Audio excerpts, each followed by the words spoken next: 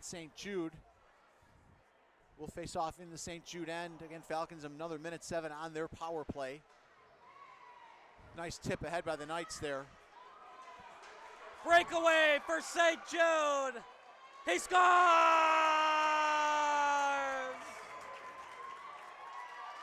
He puts the black flying saucer into the back of the net. And Joe Bartolomeo makes it 3-1. That's a great goal, Kyle. That's all effort right there. Stole the puck away from the Falcon defender, pushed it ahead, burst of speed, went in and made a nice move on the goaltender for the 4th goal. So great effort. Matter of fact, to the point where you can see the Falcons are going to make a goaltending change. 4 goals in the first, 13 minutes of the game, and the Falcons decided to change goaltenders. I don't know if you can blame the goalie on that one. No, not a breakaway like that. He had a clean breakaway.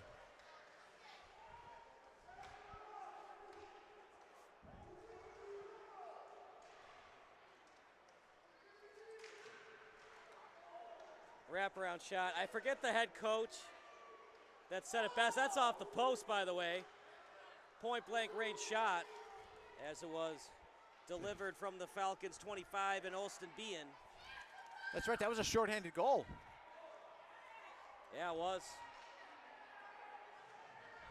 They're definitely needing an updated scoreboard here at Glacier Ice Arena. It's having some trouble with seeing the 3 for the score. Yeah. Oh, it's 4-1? I think it's the netting over there, Kyle. It makes it tougher to see on that side. You're right. Oh, here's a break. Another breakaway. It's Baumels. That time she couldn't get a clean shot. They score!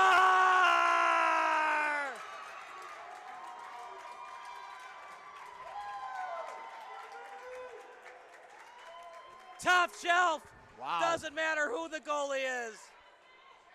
Bartolomeo. Show off your bald spot, wave your hat, and throw it out of the ice. That's a hat trick for him. That's awesome. That's a great goal right there. Costly turnover. The Falcons decided to make a line change on the defensive end late. Puck ended up going to Emma. Had a nice clean breakaway and made a nice move. Rebound came out, and Knights able to capitalize, put a 5th goal in there. Great effort by the Knights.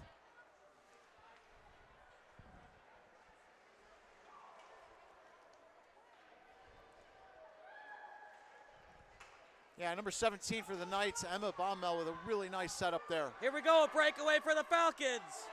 This time, up to the task. The big netminder, Cody Gutkowski, comes in big and a huge save in the goalie crease. I love seeing the progression of the girls' game, Kyle, over the last several years. And St. Jude has a really nice girls program. They have a U19 team, a U16 team, a U14 team, all really good teams. And today we have Emma Baumel playing on the boys' team as a young girl and doing a great job out there. So great to see the progression in both the boys and the girls' game. As that puck scatters wide.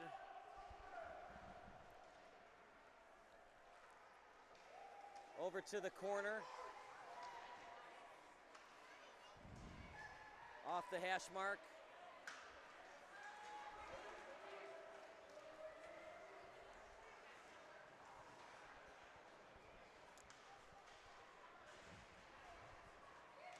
Mackey will play it.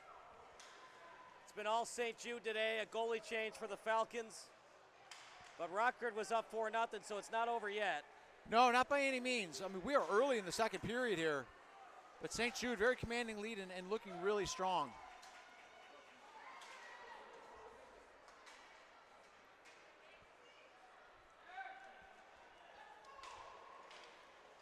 Over to the corner. After it was Boyle. Now we're to the other corner, tapped away. It was a good tap by O'Neill. Out behind the net, trying to get it on net.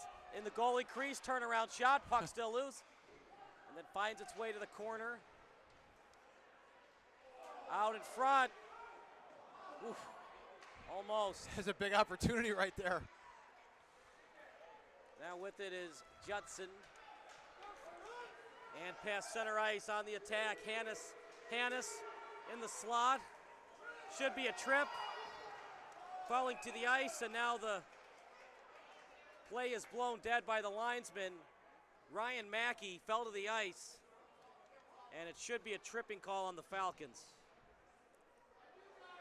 Yeah, it's a good call, Kyle. It does appear as though that's what it's going to be, though the Falcons can't believe it. But that is what it's going to be.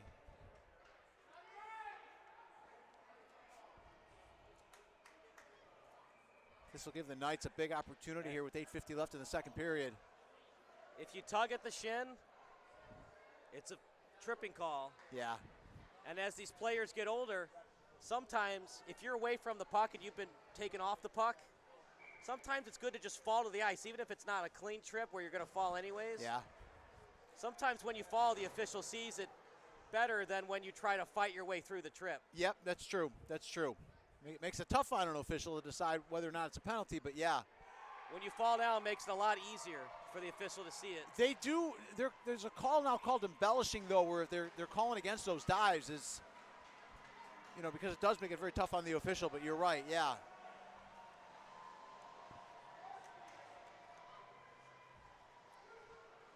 It's a big opportunity for the Knights here to potentially go up 5 goals. It can be done, but it's not easy. One more goal would most certainly put it away. Certainly, I mean, it's... Yeah, you would think with 8 minutes left in the second, and the Knights controlling the action the way they are. Falcons have had limited opportunities. That time, the Falcons player in Augustus Bennis just fell down. Interesting pinch decision by St. Jude. You're up by 4 goals, but they're going to stay aggressive. Yeah, plus with the man advantage.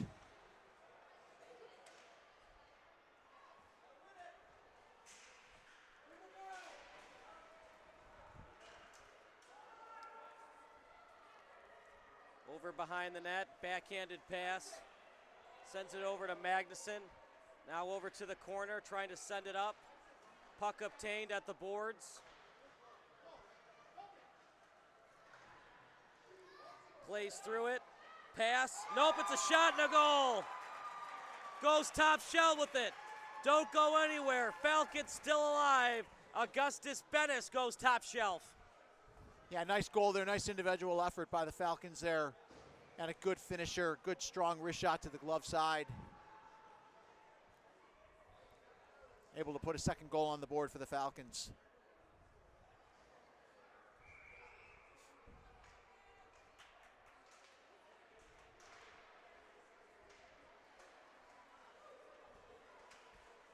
A lot of goals in this one. Yeah. Yeah, we're not done yet. Yeah, a lot of goals, a lot of opportunities. Wide open hockey here. Out front. They were trying to feed it to Dabowski. Now over to the corner. With it is Hansen. Hansen. Puck obtained by Bertalmio. Where is it now?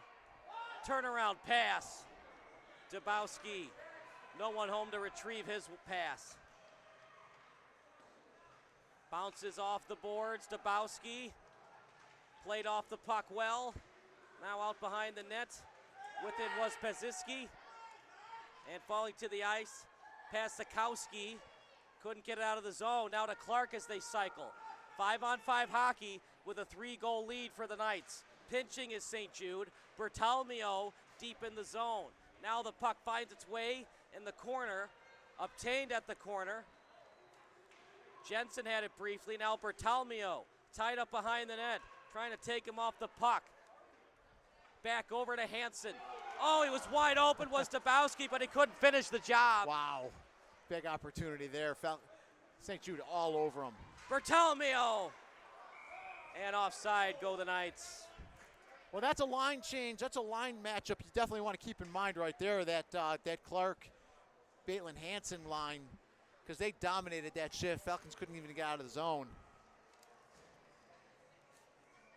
If you're the St. Jude Knights and you're the home team, you have the last change, that's certainly a matchup you might want to consider keeping. Big opportunities for them there.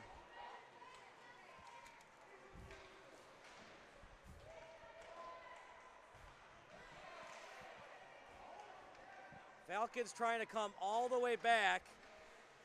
trailing by as many as 4 goals. Out to the corner, with it is Stanicki. Trying to find Dabowski. As Merrick backtracks.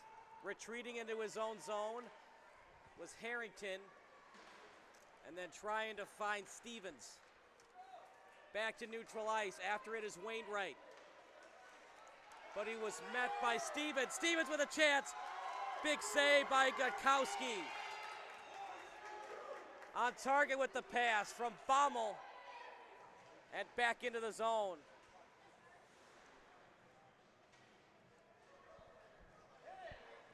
Turnaround pass. He was trying to find Judson. After it now is Merrick. Judson. Mackey up in the air. And slapped out of the zone. And I think both teams needed a line change badly. Yeah, good call there, and I think that's exactly what the Falcons were looking to do, slapping it down the ice, not concerned about taking the icing, rather get the break, get a line change in, get themselves refocused. Good pressure being put on here by St. Jude, really taking it to him here in the last few shifts.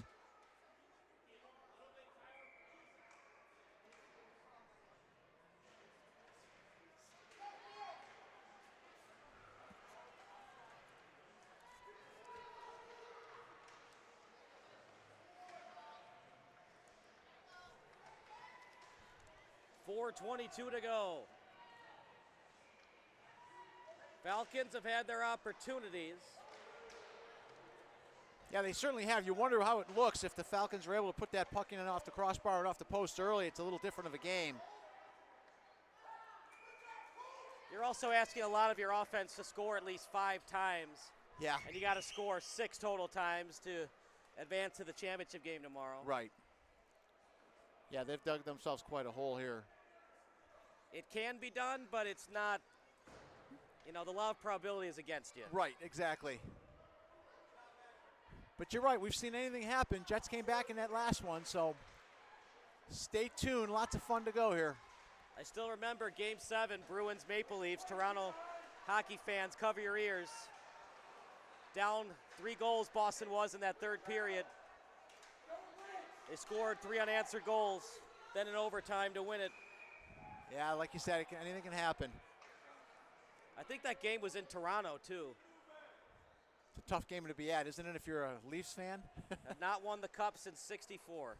Wow, yeah, long time. You weren't even born yet. No. And weren't you born when dinosaurs were born? Face off won by Bertalmio.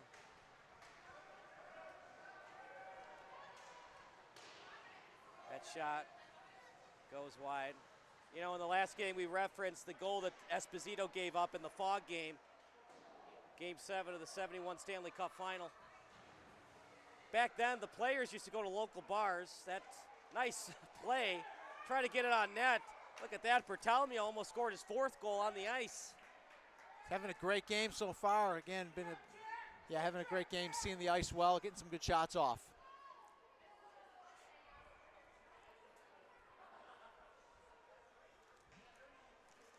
Sometimes players play beyond their athletic limitations, and sometimes players, they just, for whatever reason, because some people wake up differently, you don't feel as good one day. And Tony Esposito gave up a soft goal. That's off the blocker. And he was so distraught that my grandfather saw him, and he had hands over his head because he thought he cost the Blackhawks a Stanley Cup. Oh, wow. But at the same time, he was the main reason they were in Game 7 of the Stanley Cup. It's a great point, yep. And those are the things you want to emphasize if you're a teammate or a player, a fan. Like, there's some Michigan fans that aren't happy what happened in that national championship game with Chris Webber and the timeout. Okay. You remember that game where they ran out of timeouts? Right. But he was the reason they got to the championship Exactly, game. Yep. And that's what you got to remember.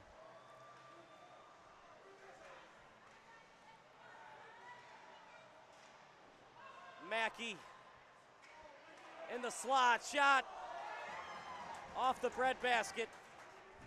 Yeah, that's a great pass, great shot there, Kyle. Great opportunity, great save, too. It's not easy coming off the bench. Jack Bond doing it today. As after it is Stevens. Now finding Judson. Judson past the blue line, trying to center it out in front. Clark with it, his backhanded pass over to the corner.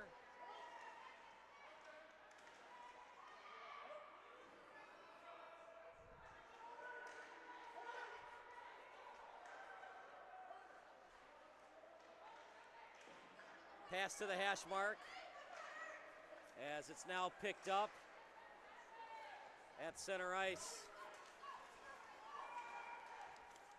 Taking him off the puck well, that shot off the stick. Now over to the point. After right now is Clark. He'll backtrack to the blue line. To Stadnicki on the tape. Stadnicki. And a good push off that time by Merrick. But remember, it's a no-check league. Lost his stick, did 91. And Jimmy O'Neill trying to make the best out of a bad situation. Absolutely. Playing a little soccer with the puck. Doing whatever he can to contribute.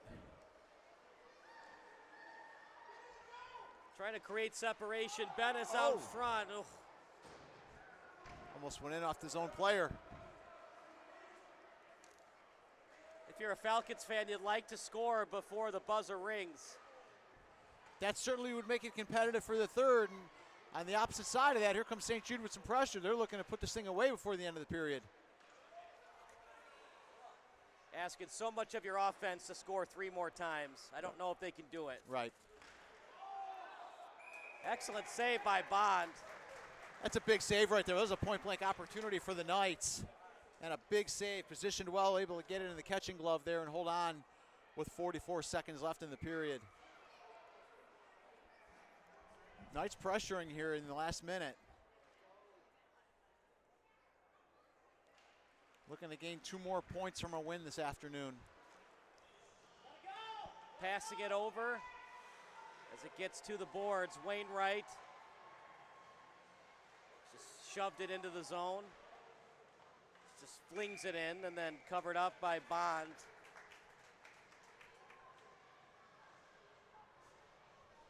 Well, he's in the game, Jack Bond, so I guess one could say the head coach wanted to shake and also stir things up with the goalie change. That's well done. It's well done, Kyle. He's done a nice job in there. He's kept him in it. Made some big saves. I think he's only given up the 1, right? So if he gets to the NHL, his publicist has to be Moneypenny, right? Perfect. Right on target with the pass. 20 seconds to go. Just for St. Jude, they've been a little crisper with the shots and the passes today. Absolutely. Moving the puck well, head manning the puck. It's a good hold there with 4.5 seconds left. Tie your man up on the center position here. Don't give up any late goals. Go into the second period intermission with a 3-goal lead.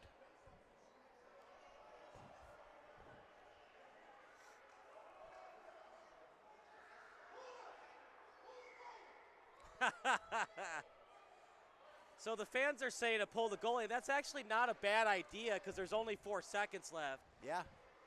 No, not bad at all. In fact, some teams even do that with under 20 seconds to go. Yeah. Because what's the worst that can happen? You go down by 4 goals. Being down by 3 is almost as insurmountable as 4 goals. Right. But you're trying to steal a goal before the buzzer sounds. Also, the theory is you have extra momentum going into that third period. Right, yeah, I love it. Yeah, no, good call, and certainly it's a workable situation, and sometimes it works out for the best. Yeah, I mean, what are the chances they're going to ice it and then score a goal from their own end? Right, exactly. Yeah, that's why you take that chance. All right, buddy, we'll take a quick break. 5-2 lead for St. Jude.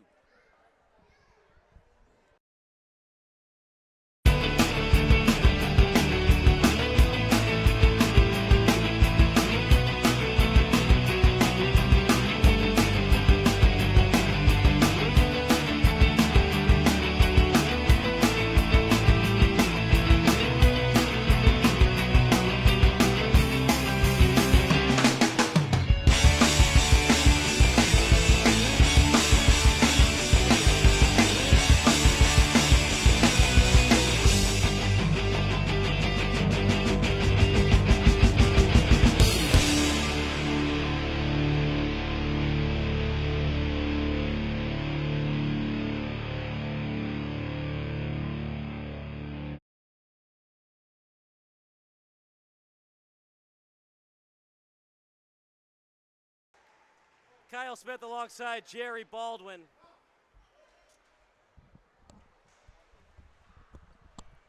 That was a fast intermission.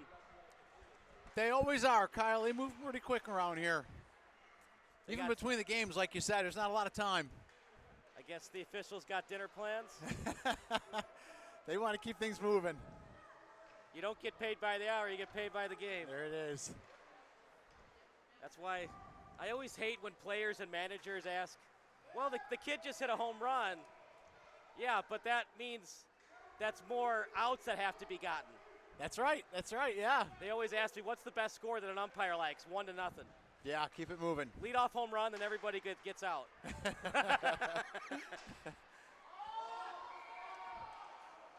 A little lack of discipline there by St. Jude. Right. At the same time, though, you always consider both players, so baseball and umpire. You also want to be fair to the hitter as you do the pitcher. Right.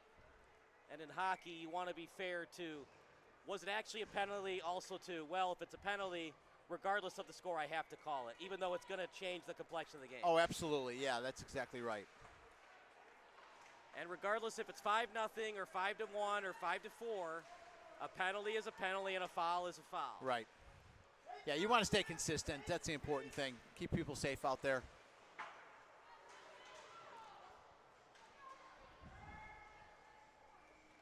I think what's great about hockey is when a penalty is called, usually it's so egregious that the fans usually don't disagree with it. No, that's true. That's true. Whereas in basketball, there are arguments where, well, I mean, they're only down by 2. Are you really going to call a foul there? And there's like this unwritten rule of basketball where, oh, we can't call fouls under a minute. Yeah, it's a good point. That's a hard sport to officiate. Have you ever officiated that? No, Bob Yeah, I haven't did. either. He said it was a nightmare. Oh, I can imagine. Yeah, because it's very subjective. And you have to be fair to both players, and you have to be fair to what the precedent you set. Yeah. No, I can imagine. Basketball is a very challenging game to officiate.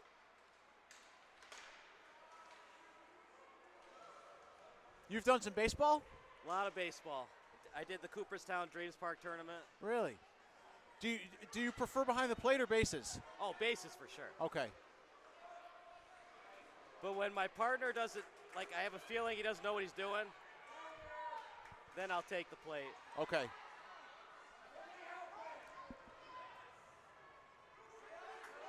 After the game, if you want to hear good umpire stories, I've got some for you.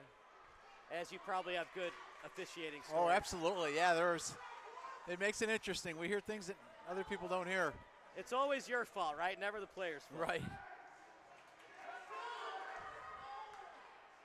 Meanwhile, for the Falcons, they got a lot of work to do and not a lot of time to do it.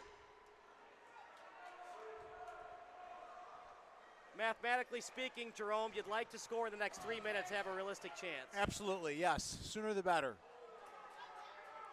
Do you think it was the right choice to not pull the goalie under 5 seconds left on that late face-off?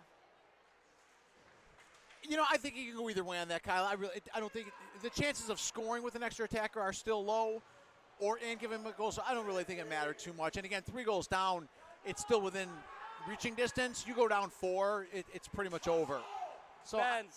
Yeah, you like the call, right? You would have liked him to do it. Yeah, I think there was not enough time to score anyways. Okay. If there was under 20, like if there was 18, he just fell on his own accord, by the way. If there was 18 to 10 seconds, I think I would have done it. Okay. Because that's time to win the face-off, maybe a pass or 2 and a shot and a rebound. Yeah, that makes sense. Yeah, 4.5 seconds is awfully quick. You have to win the draw and get a shot off pretty quick. Unless I have the next Patrick Kane on that face-off. Right. Who do you think was the best at face-offs, career-wise in the NHL? Well, there's a lot of good guys. I mean, Jonathan Toews actually did a pretty good job there. Yeah. Yeah. Gretzky or Lemieux?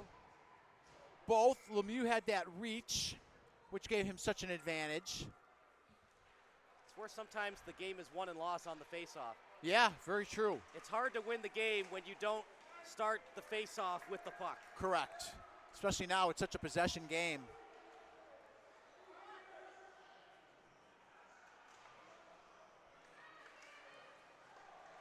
And that's why I'm very intrigued to watch the documentary on Miracle. because I'm wondering if they're going to talk about puck possession. Because as much as I love the movie, it's very much about conditioning Right. versus the actual analytics of hockey. And I get it, hockey in 1980 was different than it is today. Yeah, yeah. But they also say that Herb Brooks was ahead of his time. Right. And of course, hockey now is about puck possession, and the other team can't score if they don't have the puck. Right. And I'm wondering if Herb told his boys that, and the United States were more analytically sound than the Russians.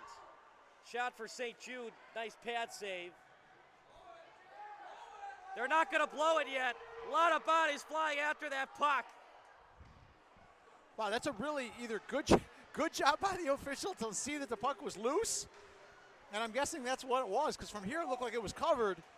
But again, he was on top of it. He was positioned well. So Falcons are going to be called for a penalty here. And a lot was happening because the St. Jude player almost put his body over the puck for a delay of game. yeah, that was close, wasn't it? Could you imagine it if they called a hooking and a delay of game in the same call? Yeah, amazing.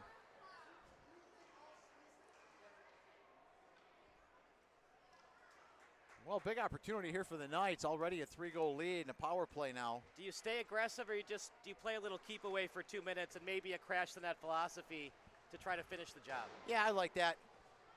You don't have to score, but you're still looking to score. Yeah, and like you said, that 2 minutes takes a scoring opportunity away from the Falcons.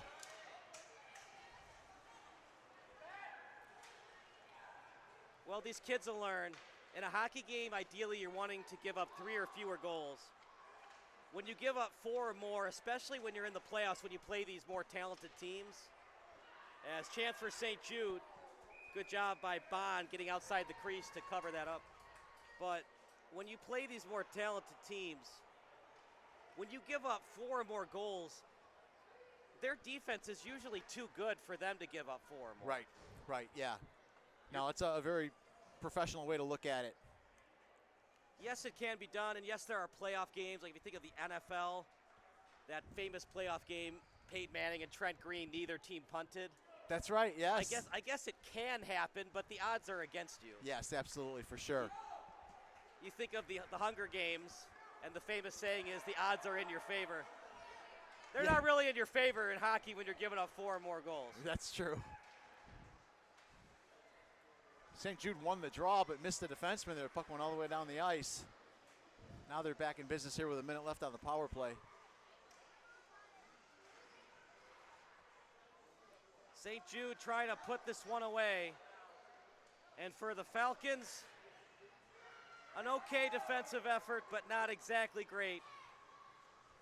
No, big onslaught early on by St. Jude. Got that commanding lead, and they've been able to hold on ever since. Here's another opportunity right through the goal crease. Well, at SBS, we do the 3 stars of the game. Meanwhile, Falcons on the penalty kill.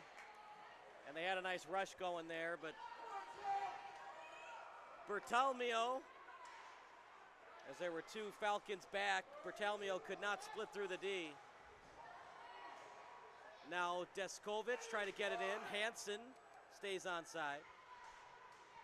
That sliding puck goes past the post. But besides Bertalmio, who were your other 2 stars of today's game?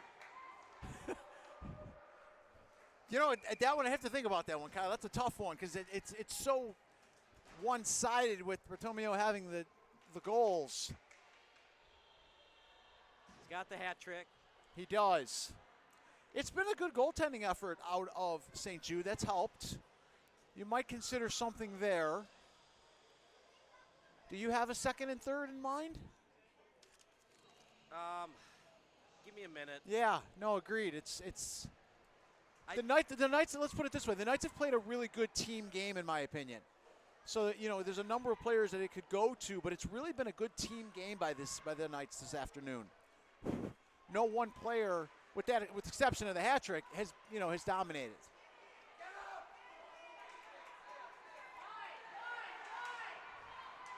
Falcons might be their last opportunity to get back in the game. Shot wide. Gutkowski was there to force a tougher shot.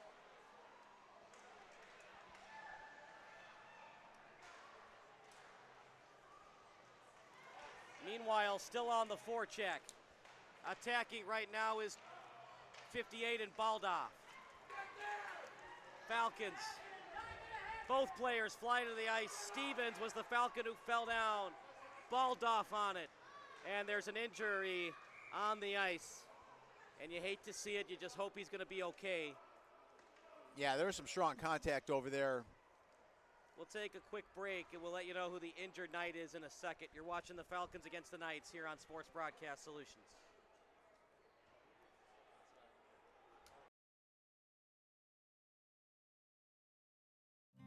Home is more than a place. It's full of the people and moments that matter most. Providing for loved ones, expanding your horizons, or simply living the life you love. With all you have to protect, choose insurance you can count on, so you can experience more of what you live for. Country Financial. Experience more.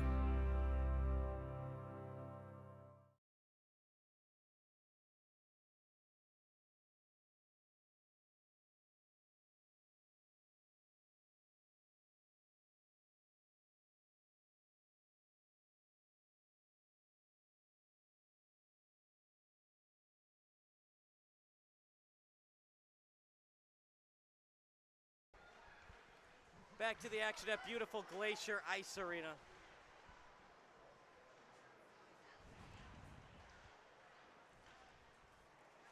It's all St. Jude today. And the injured Knight, we wish him all the best, was Nick Torles, forward on the Knights.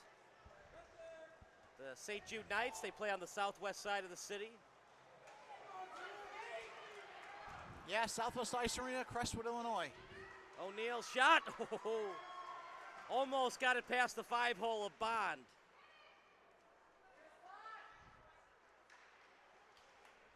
It was 2-0, then it was 2-1, and then 3 unanswered goals put this one away. Yeah, St. Jude just moving the puck really well. Been really strong offensively, and just like they're head manning the puck well, seeing the ice well, spreading out, and creating a lot of opportunities for themselves.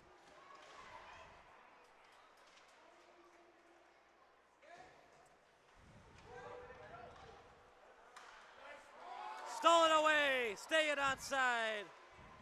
That's As it was a chance read for Wainwright. Yeah, great read there. O'Neal trying to center the puck. And Wainwright fell down. A 3-on-1. Last chance for the Falcons. Wide open. Oh, what a save! Are you kidding me with that glove save? Cody Gutkowski, buy that man a steak dinner.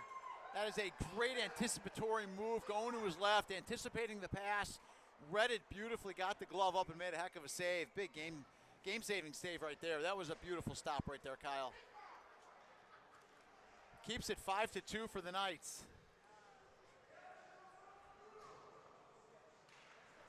It's the little things in hockey, right? If that pass was a little faster, yeah, Gutkowski wouldn't have time to anticipate it with the glove. Right. Sometimes things are going your way, and sometimes things aren't going your way. Yeah, great job there. But that being said, St. Jude was just a little bit better of a hockey team today than Falcons. Yeah, I'm impressed with their effort. I'll be curious to see how far they can go with this, because they look really good out there, and they're playing some good team hockey.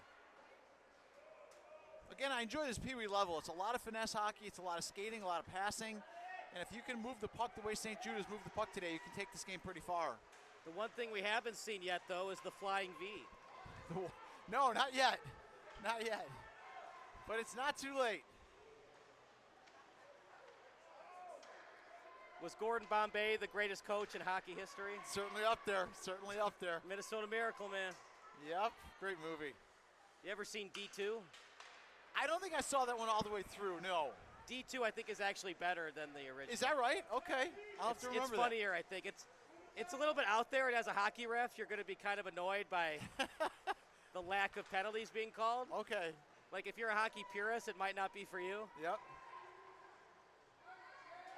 But just on a pure entertainment value, you can't beat it. Okay, I'll remember that.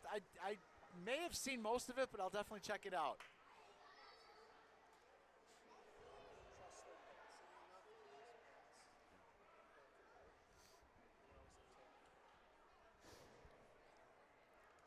Well, we were talking about the 3 stars of the game, so I have my 3 stars.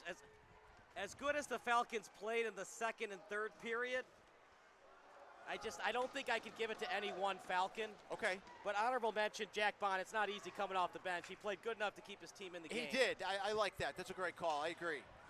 But I think 3 stars have to all be St. Jude's. I think Emma Baumel did a good job setting up her teammates. Her breakaway. Yep. She didn't give up on the play. She passed it out in front. Bartolomeo finished the job. I like that. Yeah, that was a key goal, too, at a big point in the game. Bond again. That's loose. Loose puck.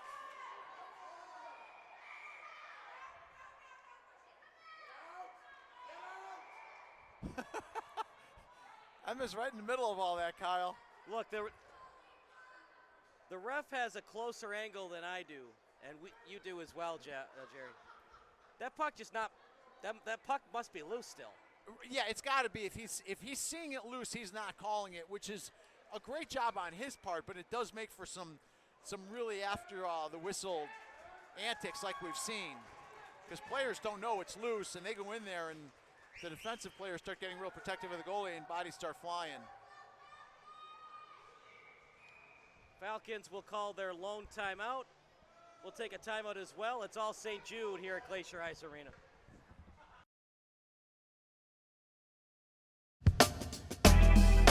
Three or 4 years ago, I noticed that my left hip was hurting.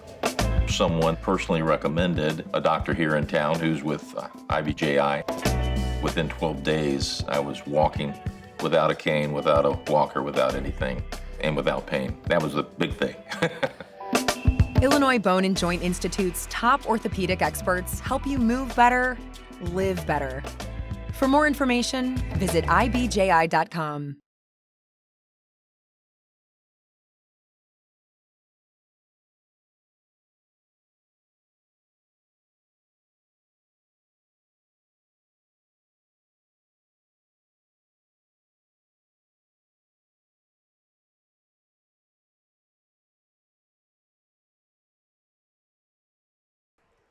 Kyle Smith alongside Jerry Baldwin. And I think my 3rd star, even though we didn't have to do a lot today, I think Cody Gutkowski, especially on that glove save. Yeah, if he wasn't on there before, he definitely was after that. That was a great save on a 3-on-1. But don't go anywhere. The post-game show will happen in the next 5 or so minutes, unless something crazy happens where the Falcons score 3 goals in a minute 55. Yeah. There's a nice pass. It can happen, though. I think of Game 6 of the Stanley Cup Final between the Blackhawks and the Bruins. Oh, yes. Where the Blackhawks were down a goal, then they scored 2 goals in 20 seconds. Yes, that's right. How they won the cup. Nothing beats playoff hockey. That's for sure. I'm excited about the Super Bowl tomorrow, don't get me wrong. But nothing beats playoff hockey. Oh. That should be a check, by the way. I'm surprised they didn't call that. And looks like they did. Falcons were the last one to touch it. Now they're going to call a trip on, well, the Falcons were the last one to touch it, but it possibly St. Jude possessed it before the Falcons fully possessed it. Yeah, it's possible.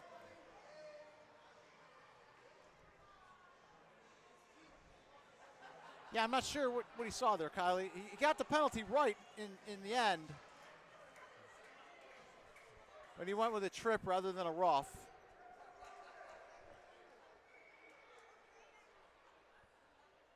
Well, if the Falcons can score off this face-off, things could get a little interesting.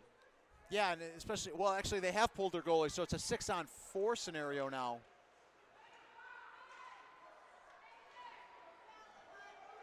At this point, it's just shoot, shoot, shoot, and hope for the best. You just can't play around with the puck too much. Wraparound try, and covered up well by Gutkowski. A lot of activity in front of the net, too. There's quite a battle going on for positioning there.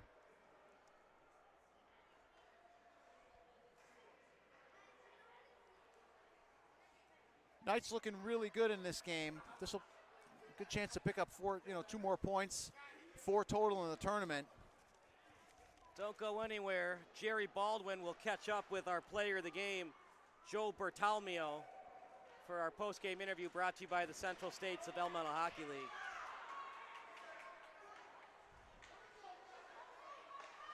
At times, Bertalmio looked like a man among boys today. He did. He played really, really well. Big contributor here this afternoon for the win. Hoppy gets into the zone. It's been stifling St. Jude's defense most of the day. Anytime they get past the blue line, active sticks to poke check that puck out. Yes, yes. One last rush here for the Falcons.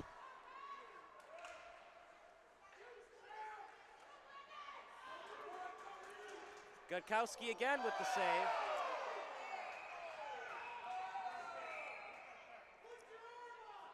And I missed it, Jerry. What are they going to call here on the penalty? I saw contact in front of the net, but I'm not sure what they're going to go with here. Looks like the Falcons might have got a little aggressive. And they're going to send them off. Number 29 for the Falcons. And 75 Hansen for the Knights. They're going to call them both. So Theodore Brown into the box for the Falcons. Hansen will take a seat in the sin bin. And again, I like getting them both off the ice if they're both going to be. There was a lot of mischievousness going on in front of the net. Mischievousness, that's your word of the day, calendar kind of stuff. So they're going to eliminate the mischievousness by getting those two off the ice.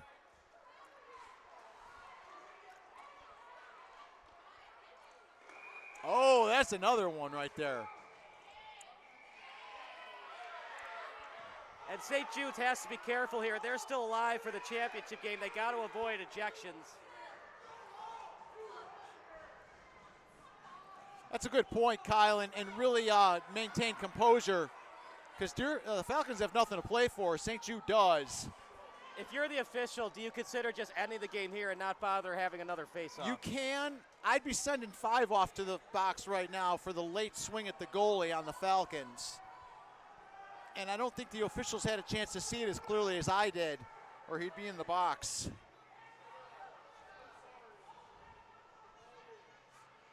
And I'm surprised the Falcons are putting their goalie back in. Less players on the ice, less chance of a game misconduct. That's a good point, yep.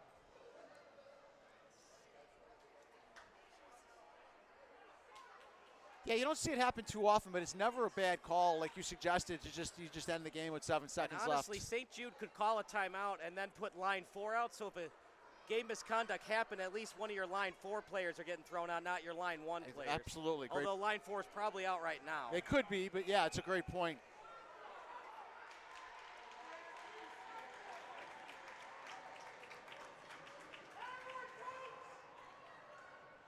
So with coincidental penalties, they're moving the faceoff out to neutral ice.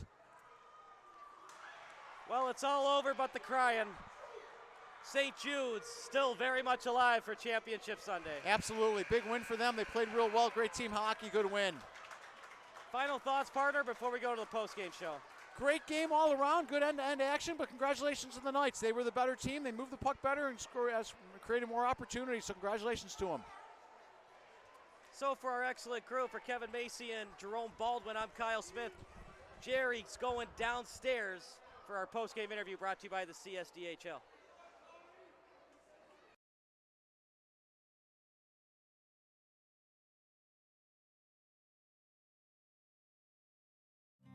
Home is more than a place.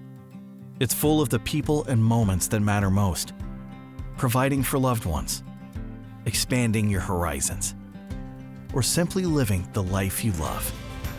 With all you have to protect, choose insurance you can count on so you can experience more of what you live for. Country Financial. Experience more.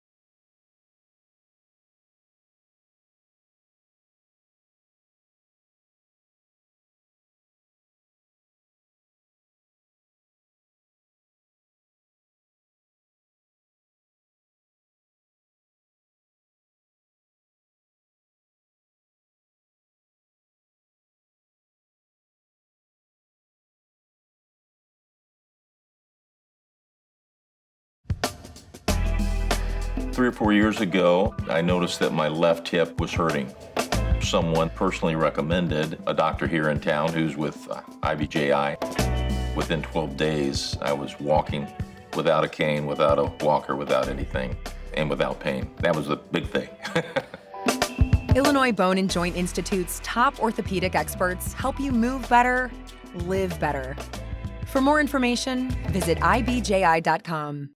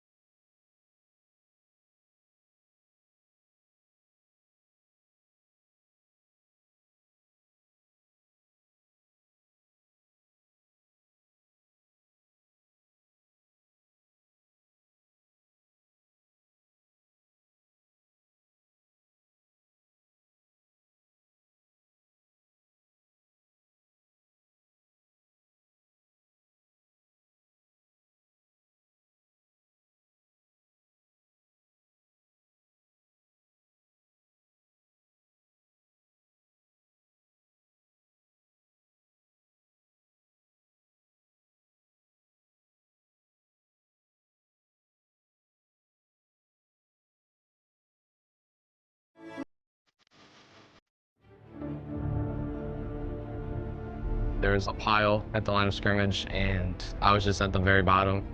All this pressure and weight was thrown onto my leg. I could feel it clicking and the bone like sliding across each other. Just couldn't handle it and broke. The people at IBJI were fantastic. We went into their walk-ins and we were able to get an x-ray in 5 minutes. My doctor talked to me like I was a friend rather than just a patient. He was very understanding, helping me stay motivated. My flexibility was actually better after my injury than it was before.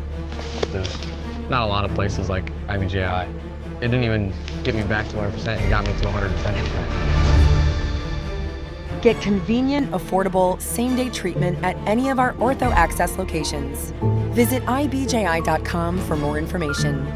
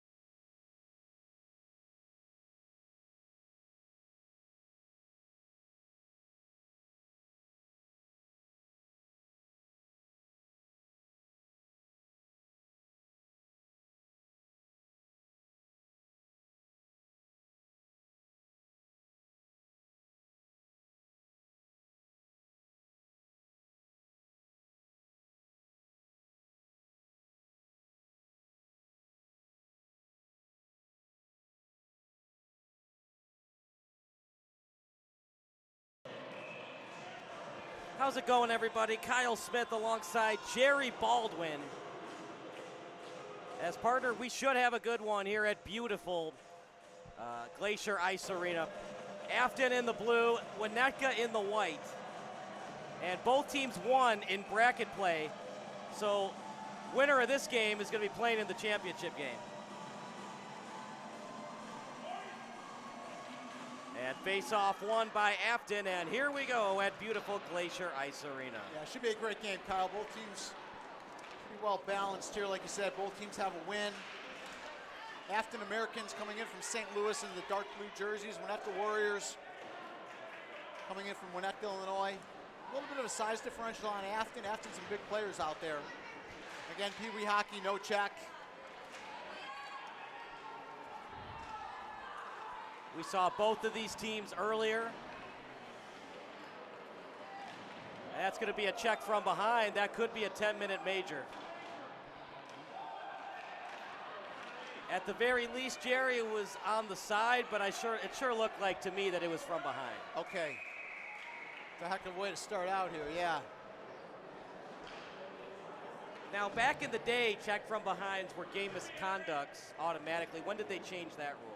I don't know how long ago it was, but I know now it can be a minor, so it's not an automatic game. So they will call a minor. That's a big break for Affton. That could have been 10 minutes for that. Yeah, absolutely. Nonetheless, gives Winnetka an advantage here early in the game. Good opportunity to create some momentum for themselves.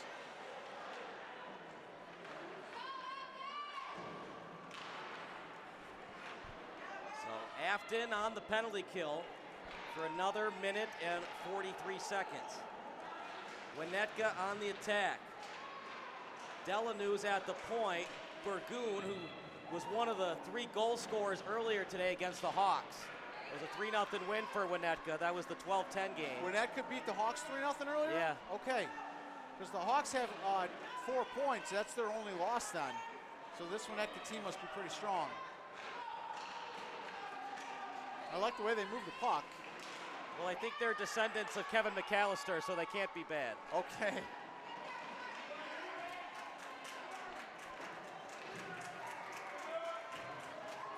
I did not hear a whistle, by the way. Did you hear a whistle on that frozen puck?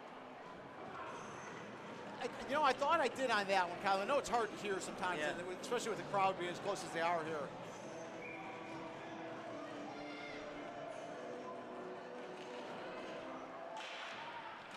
Face off, and it was indeed won by the Winnetka Warriors. Out to the face-off circle. And now past center ice, falling to the ice is Hankins. As also falling to the ice was Bogosian. After it is Meehan, and now here comes Timmy Grady. Backhanded pass shot, beautiful save. Going from post to post beautifully. The starting netminder, Keegan Marcool.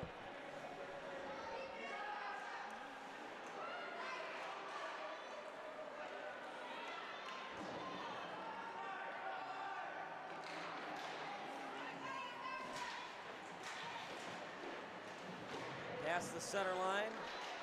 Trying to get it in deep is Bogosian. And it was on the stick of Drury. Now back into the zone on the attack is Grady. Grady's wide open. Oh, swing and a miss on the shot attempt. Another try. Another shot. Trying to go top shelf with it. And just too much on it from Meehan.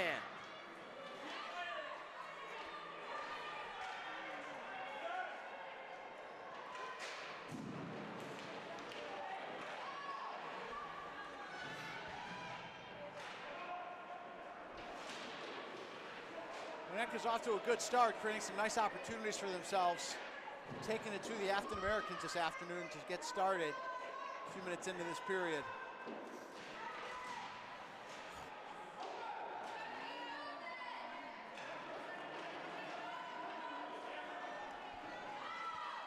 As they swing it around the boards.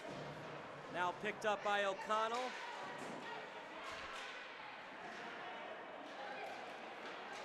Now with it is Simpson. Couldn't freeze the puck that time. It was in the glove of Merkel. Now out behind the net, O'Connell with it. O'Connell backhanded pass off the stick of Merkel. Puck still loose and then covered up outside the crease. Oh boy, Drury was close to being called for a penalty. Yeah, very close. Again, the quicker that whistle comes in, the lower the probabilities of any after whistle activity. But yeah.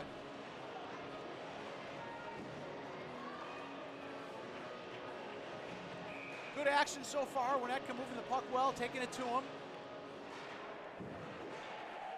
Like you said, good hockey team. Got a big win this afternoon against the Hawks, 3-0 earlier.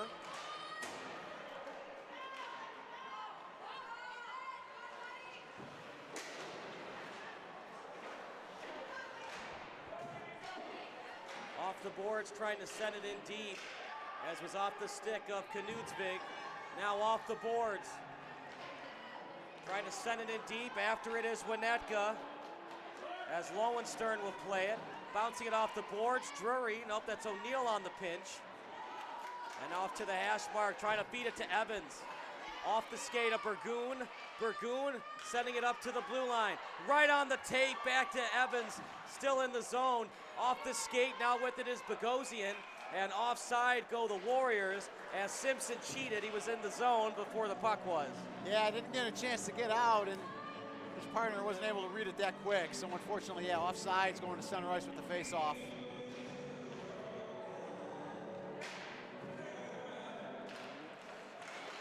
The battle of St. Louis versus Winnetka. If we think of movies, it's the battle of Kevin McAllister versus Planes, Trains, and Automobiles. Very nice.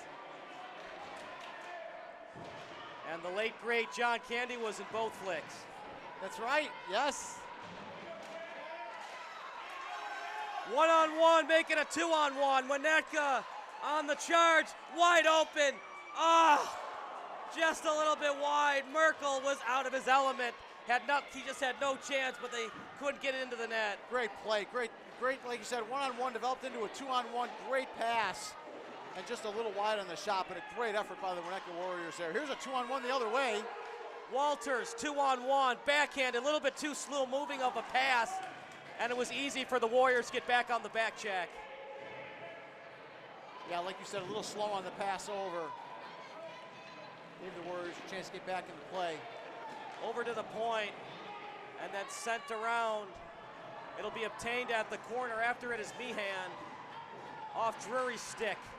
Bogosian tries to get it out, down to the point, as Affton's Johnny Landenstar tried to get it in deep and did. Drury will stay at the point. Walters falls down, as did Jack Meehan, and we're going to get a tripping call.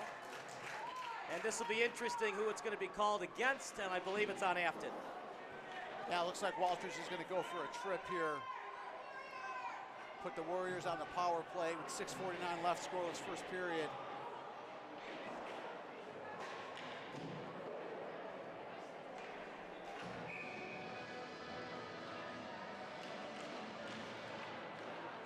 So the away team in Affton is in the box. And if you want to go to the championship game, partner, you're going to have to avoid those penalties today. Absolutely, yep. You don't want to play a man down.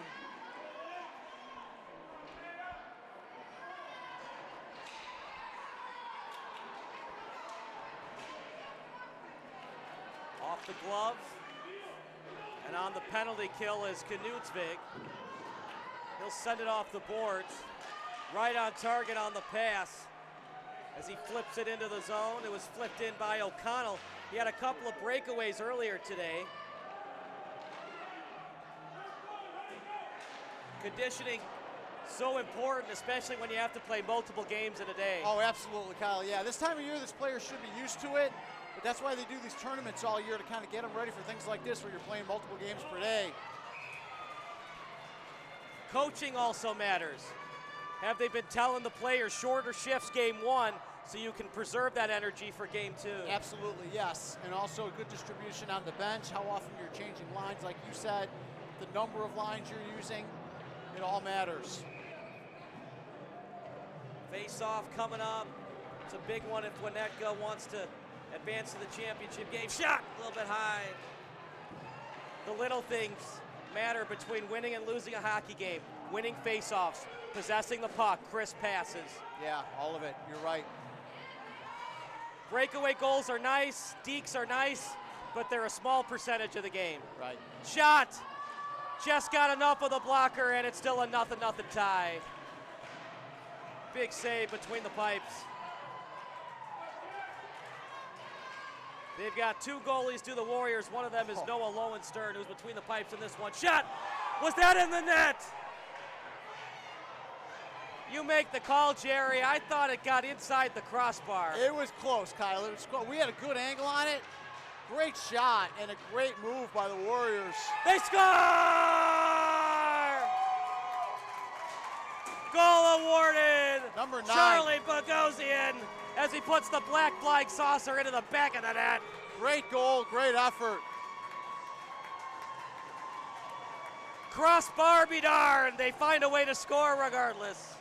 Yeah, it was a great individual move going into the zone, created the entire opportunity, and then ultimately had a shot off the inside of the crossbar, and finally able to put it away. So the Warriors, with a great individual effort, go up 1-0 on the power play. Like you said, penalties can kill you, and a good opportunity there for the Warriors on the power play, and they take advantage. Partner, the Warriors have now almost played 52 minutes of hockey. They haven't given up a goal yet. That's a solid defensive effort. That will get you deep. Trying to do the turnaround shot. Walters, big physical presence in the slot.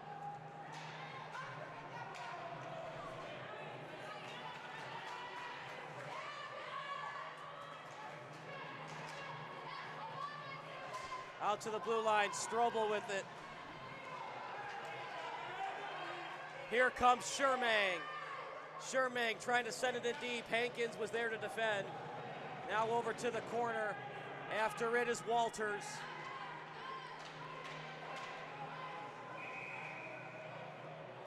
And we'll have a face-off coming up at 4:08.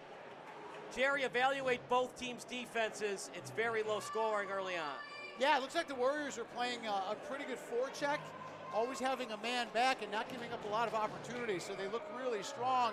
A lot of the plays been in the Affton zone so far, so I like what Winnetka's doing. They're definitely controlling the action, and so far, holding a 1-0 lead.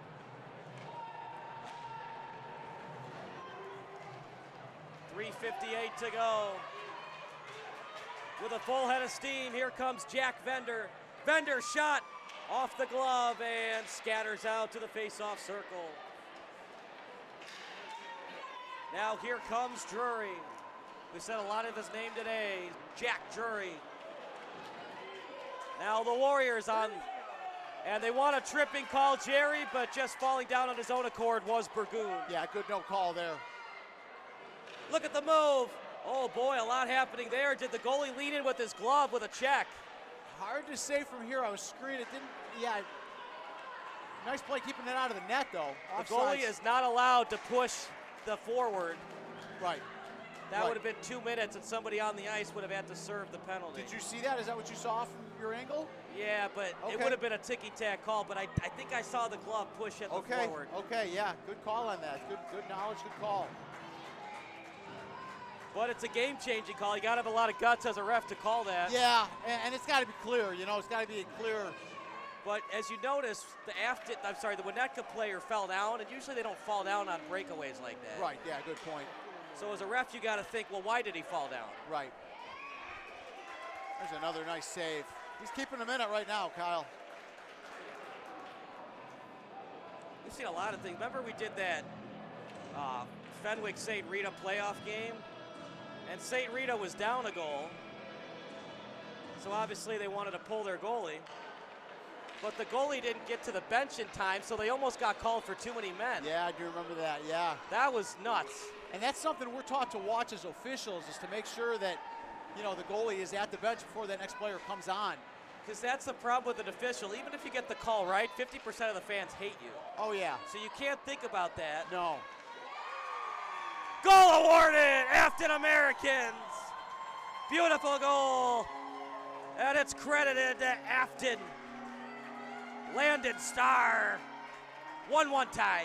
Wow, almost 4 complete periods without giving them a goal, but a turnover inside their own end creates a nice scoring opportunity for the Americans, and Affton's able to tie the game up here.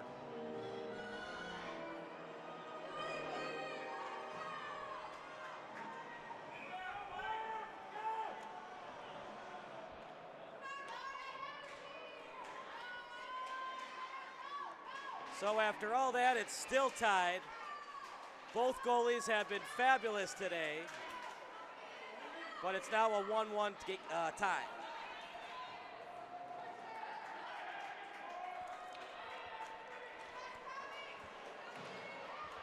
Out to the corner, Winnetka, forecheck pressure, just scatters wide. Out to the corner, now near the end line off the goalie. And it was a good save again. We talked about him. Keegan Merkel keeping his team in the game. Strobel on the attack, taking off the puck well. Putting his body in the way of the puck, Delano's. And it's gonna be tripping on Winnetka.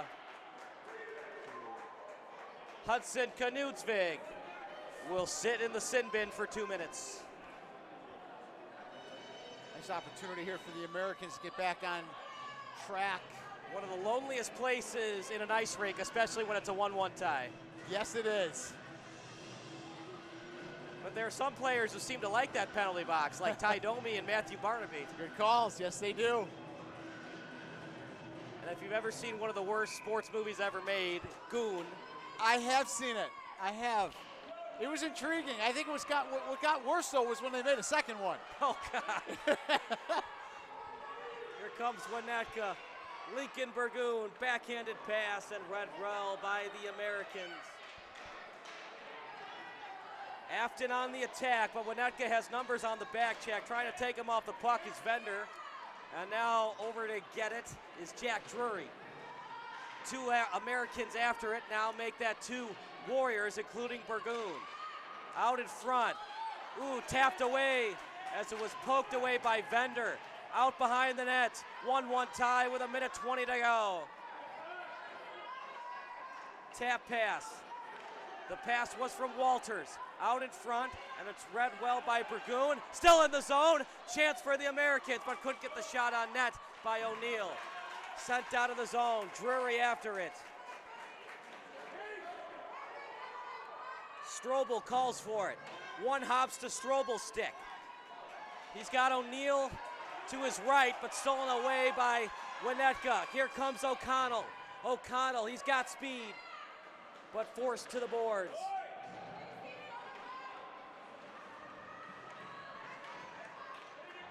A lot of hockey action, and we got 26 more minutes of this. Yeah, it's good hockey. Good end-to-end. Both teams moving the puck well. Delano's sends it forward to Simpson. Oh, that should be a cross-check. Such a silly penalty by Jensen. He was already away from the puck when he delivered that cross-check. Yeah, you want to be a little more smart about that, a little more diligent. Evens things up at 4-4 for 24 seconds. Then Winnetka will have a chance to be on the power play. Calling a roughing call on that.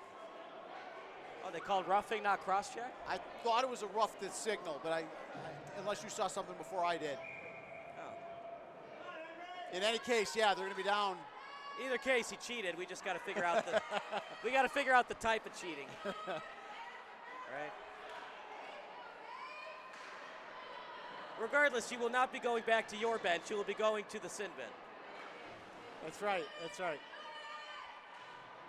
It's like when you get a 50% or a 60% on a math test. Yes. Who cares? You failed the test. Right. Look at this move. Backhanded. What a save. Lowenstern. Are you kidding me? The period ends on a breakaway. Great job saving it. Again, you don't want to give up goals in the last minute or seconds of the period. Huge save right there. Oh, we got 26 more minutes of this. We're going to take a break. You're watching the Warriors against the Affton Americans here on SBS.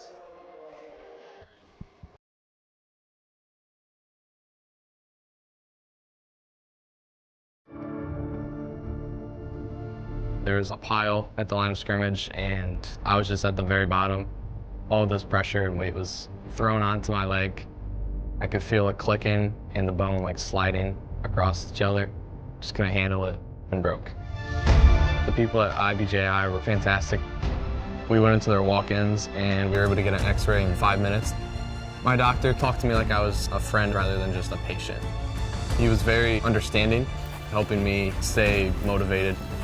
My flexibility was actually better after my injury than it was before. There's not a lot of places like IBJI.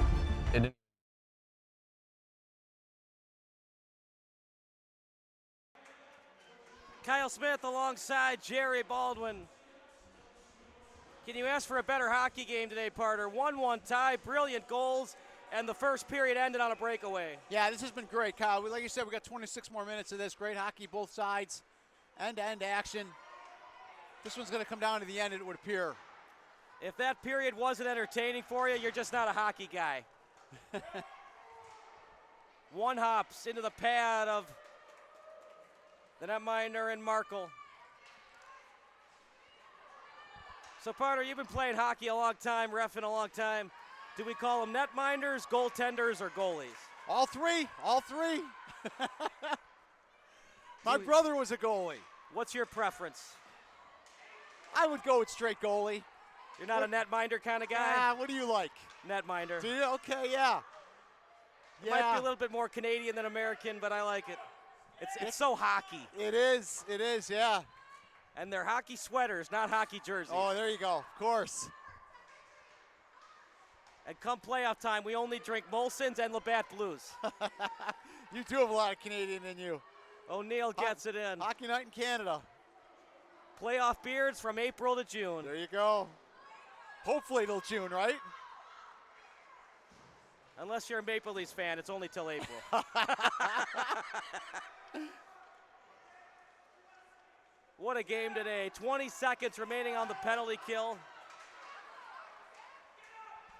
O'Neill did a good job taking him off the puck as he took off Vender. And now after it is Lisenbergs, he looks gassed. These guys got to be tired. They played earlier today. Both teams did. Yeah, he's either tired, Kyle, or that's a ploy right there to make it look like he couldn't get to the puck. Because the defensive player has to make an effort to get to that puck in order to avoid an icing. And that was a borderline icing call, to be honest. I might have considered waving that one off because it looked like he could have got there. Well, you're the official, not me, right? I also like to keep the game moving, too, though.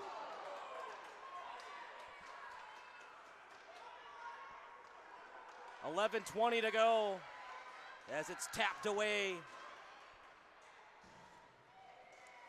What a hockey game today, like we said before, and we'll say it again. First period ended on a breakaway. Incredible. We've had a lot of great ones, but this might be our best one today. Well, like you said, the first two games we had were kind of one-sided in the first period and two, whereas this one it's a 1-1 game, and it's as close as ever. It could go either way at this point. One bad penalty, one break, you're talking about the difference in the game. Here's an opportunity if he could spring them, go off the boards. Right now it's at neutral ice. And now with it is Shermang. After it is Favaza. And now over to Fay. Walters past the blue line as he gets past Lutz. Good job getting in the way of that shot, though. Noah Lowenstern. Walters, deflected shot. Hunter Lutz getting in the way of it. Scattering puck, obtained at the corner, deking out the defender, flipping it over to a potential forward. It was his captain, Meehan, and now here comes Grady. Shot off the stick, trying to go 5-hole. Read well, and covered up by Markle. Well, he tried to be crafty with the shot, but Merkel was not fooled. No, good positioning there. Came out, cut down the angle, was able to position it right in the middle of his body.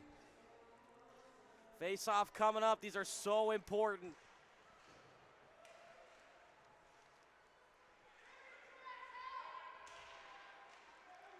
He's trying to find that time Grady. Shot wide. Well, it's a 1-1 tie, but according to our guy in the Jumbotron, we got a 13-5 shot on goal advantage in favor of the Warriors. Doesn't seem like it, though. I was going to say, Kyle, I don't know, I don't know if they didn't keep that in the last game, so we'd have to see if that's accurate. Does that mean he'll be getting the pink slip before the third period? The Jumbotron guy? Yeah. Call to the bullpen, bring in a new guy? He scores!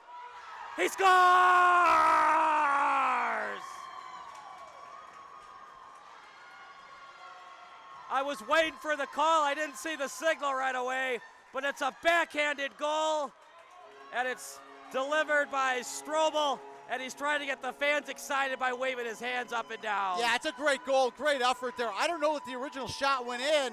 He played it off his pads and was able to then shoot in the rebound. So, yeah, really nice goal, really great move right in front of the net. Had a little bit of space and was able to take advantage of it.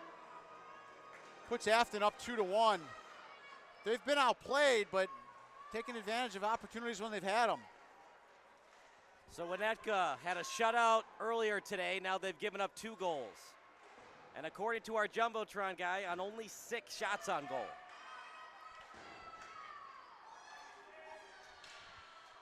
This will be icing called against the Affton Americans.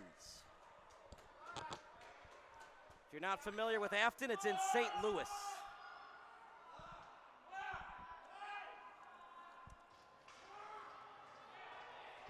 They've got some beautiful ice arenas down there in St. Louis. You ever been to those? You know what, Kyle? Funny story. I'm glad you brought that up. Actually, I was when I played juniors, we were in a league with the Affton Americans, so I've been down there a number of times. We used to go there once a weekend, and we'd play the St. Louis Junior Blues on Friday night, and then Saturday afternoon we'd play the Affton Americans. So, yes, I've been to the Affton Arena several times. Great city, great team. They've been around a long time, and same colors and everything, and yeah, a lot of fun to be a part of that, and they do have a great program down there and some beautiful rinks as well, like you said. As the face-off is indeed won by Winnetka. Close to a hand pass, but we play on. Yeah, it was a hand pass, but the Winnetka guy didn't touch it first. Good call on that. From one defenseman to the other as it got sent over to Bauer. Now with it is Burgoon. Pass Bauer's stick. It'll be a battle between Burgoon and Bauer as he taps it back to the trailer and Simpson. Fans want a call, but nothing delivered.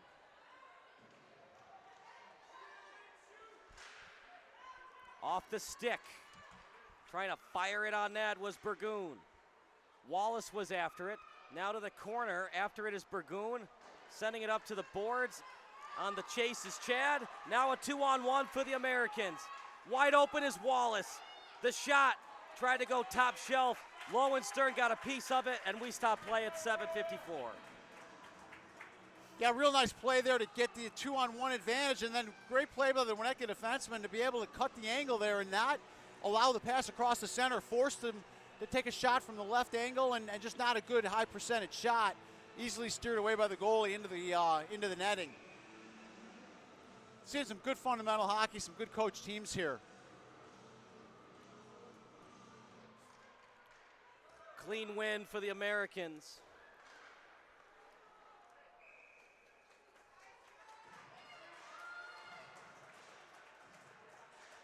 Yeah, those were some fun weekends, Kyle. We'd go down to St. Louis on Friday and Saturday, and then on the way back we'd hit Peoria, play against the Peoria Junior Rivermen on Sunday afternoons. Those were our road trips about once a week, about once a month or so. So, yeah, great experiences out there in St. Louis and Southern Illinois, out in Peoria. Yeah, I've covered some tournaments in St. Louis for Hockey TV. Out in St. Peter's, and I can't remember the other suburb, but okay. Yeah, nice places out there, right? Not that Glacier isn't a nice arena. This is really cool. It's low to the action, which I love. Yeah.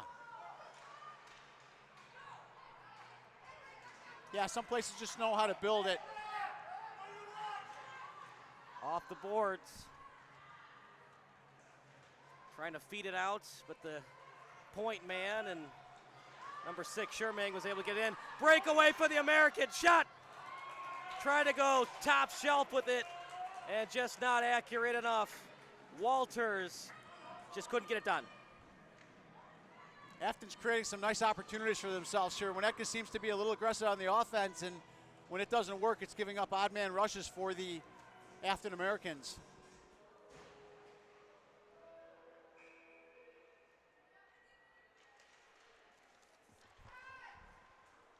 Americans doing a little bit better job on the face-offs the last 3.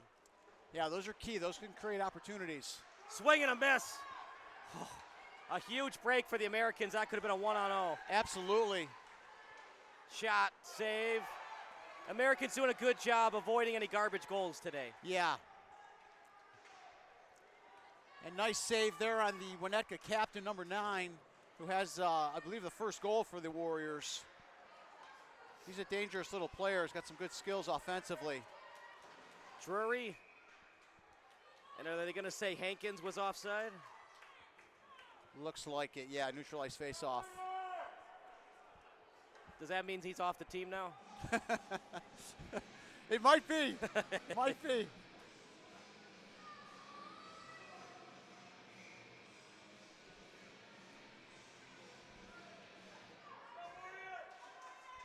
Remember, it's never the coach's fault. It's always the player's fault, right?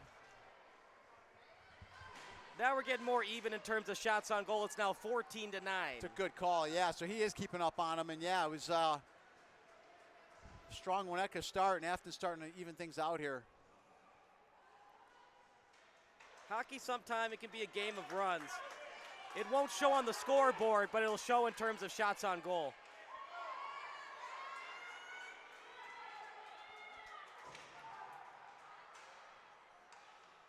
It's going to be offside on Winnetka. So, partner, when you're officiating playoff games like this, when can you tell if it's intentional offsides, that they're tired, they want to get a line change, but they're having trouble getting line changes? So they committed an offside on purpose to get a line change. Something like that, Kyle, where the player with the puck can look in, see that there's players still in the zone, and still decides to shoot it in. So something like that's definitely an intentional offsides, in which case you'd face it off at center ice. So yeah, it's not always easy to tell. It's a great question. But something like that where the opponent has an opportunity to see who's in, if they're still in the zone, and they do it anyway. Because that was pretty blatant. He was way in It really was, yeah. Yeah, these players are taught at a young age, younger than this, that, you know, to check the zone, see if there's anyone in there, and if there is, they'll bring it back and they'll regroup. And when they don't do that, then you know it's intentional. Oh, off the post. What a shot by Walters. That's a great shot by Walters right there. Just hit right off the post, Kyle. That's a really nice shot. We're seeing a great game here. Americans doing a good job on the back check. They're creating havoc for the Warriors. No call there, Jerry. What say you? A little bit too physical behind the net for my liking. Okay. What do you think? I think it's good aggressive hockey. Okay. Well, that's the thing about officiating. 50% of the fans like you. 50% of the fans, not so much. And 50 might be being generous. Like you said, playoff hockey, you want to let them play. Again, you had a size advantage there on the American player. I say let them play on there. You're trying your best to have this game be decided 5-on-5, not 5-on-4. You really are, and the officials are too. Believe me, they're doing the best job they can out there. You know, we've had a couple of instances where penalty shots might have been called. Problem with a penalty shot, it's all advantage to the goal scorer, not so much for the goalie. Right, that's true. So you really got to be sure if you're going to call it. Absolutely.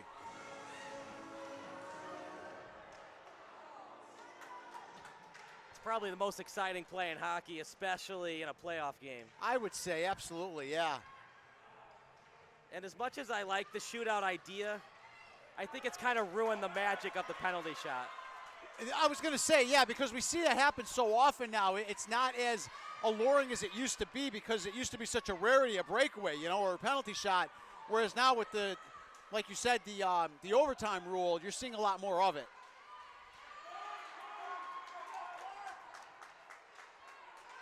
Hankins trying to get it past center ice. Struble stick was there as well.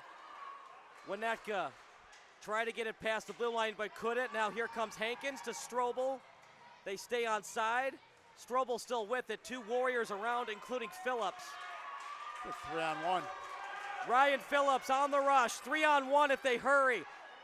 Oh no! Ryan Phillips swing and a miss. Oh, he's going to think about that in the morning. That's a tough play right there, Kyle. That was a 3-on-1 and they never got a shot off. They kind of looked out of sync, though, on that 3-on-1. Yeah.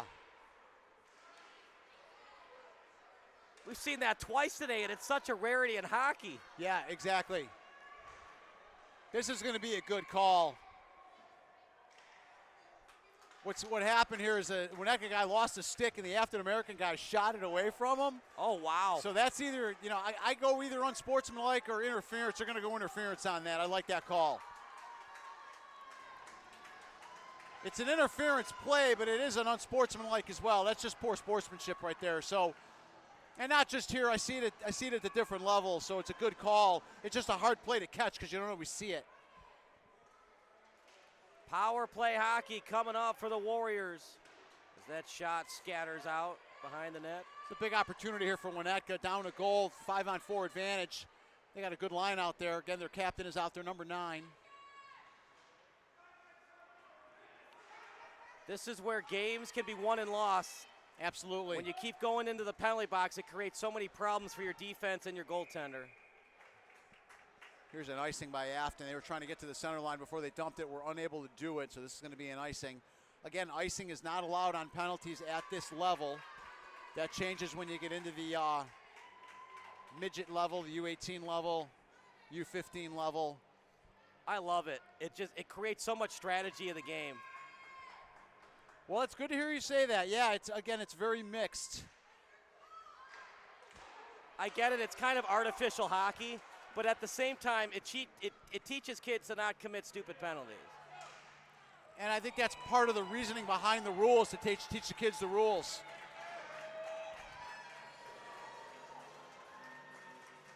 And I get it, like kids watch hockey games and they see enforcers like Ty Domi and Matthew Barnaby. Well, those guys are in the box, so it can't be so bad. Right. But they're professionals. Right. And their teammates are professionals, so they can rise above 5-on-4s. Right, exactly. And when you got guys on the ice like Leon Draisaitl and, Connor McDavid, these are superstars. Wide open, they score! Power play goal! It's a brand new hockey game again. Henry O'Connell makes it 2-2. Well, like you said, you got to be real careful what kind of penalties you take, and that wasn't an especially strong penalty to take, and it ends up costing Affton a goal. Winnetka with a nice power play, big power play goal, ties the game up at 2 with 2:33 left in the second period. Yeah, we got a real thriller here today. Like I said, I think this one's going to come down to the last few minutes, Kyle. It's been a fun one, that's for sure. And we still got 15-plus minutes more of this. Get your popcorn ready. Visit the refreshment stand. There is popcorn and pretzels and water waiting out there for you. Are you a pretzel plus nacho cheese guy? No, I'm a straight pretzel guy. How about you? I gotta have my nacho cheese. Yeah, it's a popular combo. And it better be really hot, otherwise we'll be having a talking. Hot as far as temperature or as far as spice? Both. Okay. But definitely the temperature. There might be some furniture being thrown around if I get cold cheese. Ah, interesting. Okay. Very passionate about your cheese.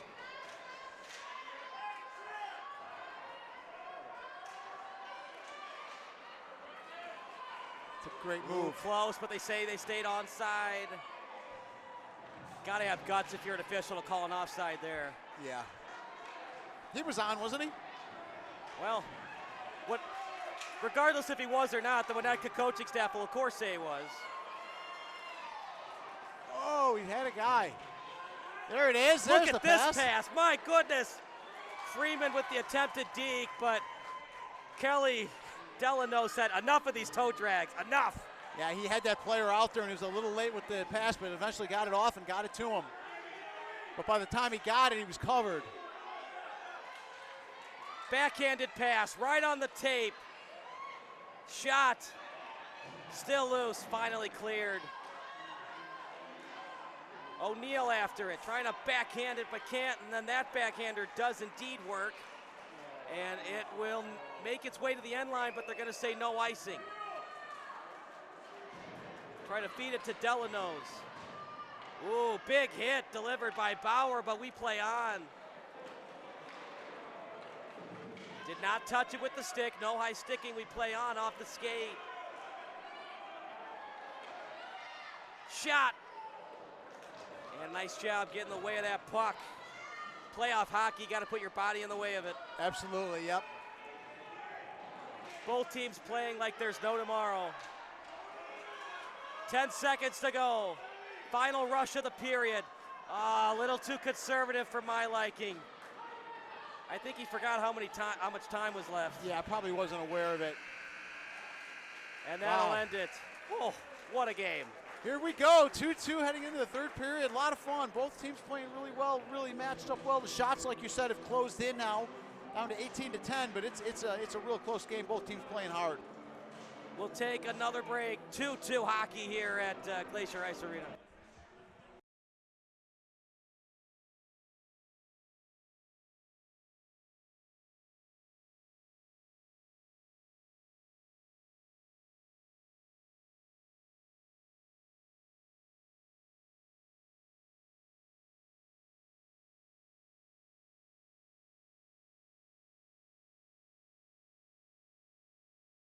Whether you're buying or building your first home, moving to a bigger home, or downsizing, Forum Credit Union has flexible home loan options to fit your needs. Plus, Forum's experienced advisors will help you every step of the way, making the entire process easy. Visit forumcu.com or stop by any Forum Credit Union location to learn how our team can get you into your dream home this year.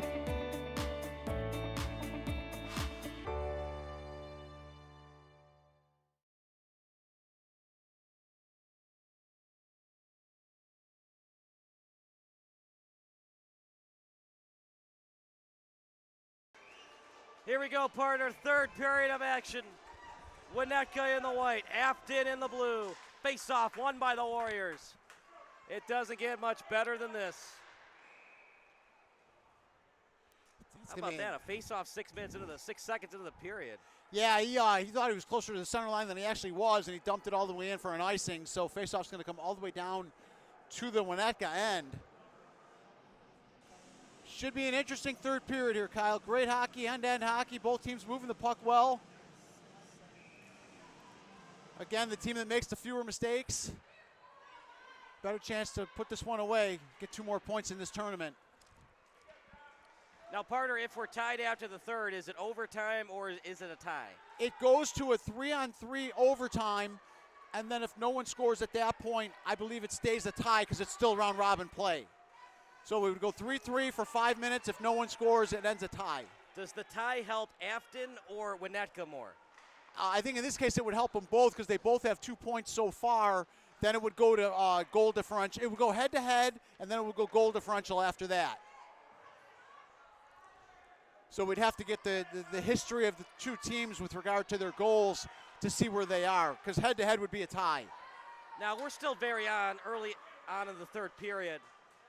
But do you see a situation where either head coach would be really aggressive to pull the goalie under a minute when you're tied to try to get the 2 points? No, not in this scenario, only because a tie would help them more than a loss would or even a win. Okay. Yeah. But if you get the win, you're most likely automatically going to be playing tomorrow. Correct. Yeah, that would bring you to 4 points. So yeah, you'd be in a good position.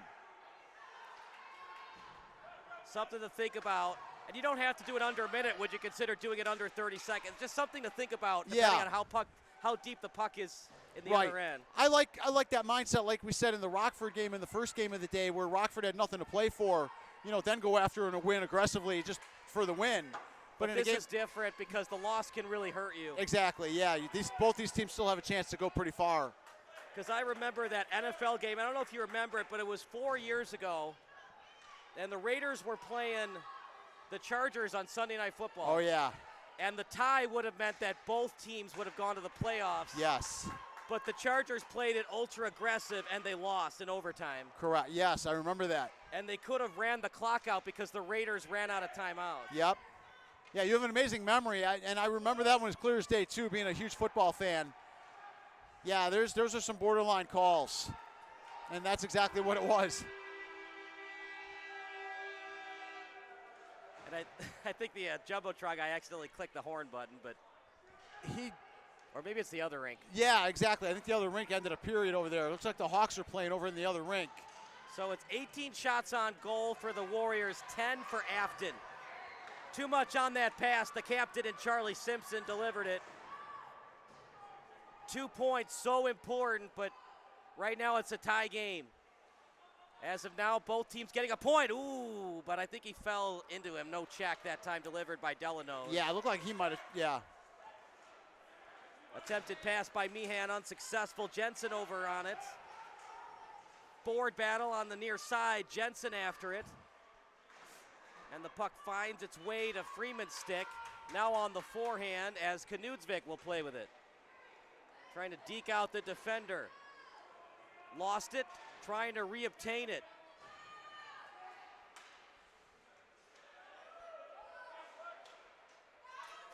And past the stick of Drury. Walters will have to go after it. Walters, no one home originally to get it, but he got enough on that pass to make sure that Winnetka couldn't steal. Received at center ice, no icing, we play on. After it now is Evans, out behind the net. There to greet him was Walters. Now at the blue line. As he was trying to send it over to Wallace.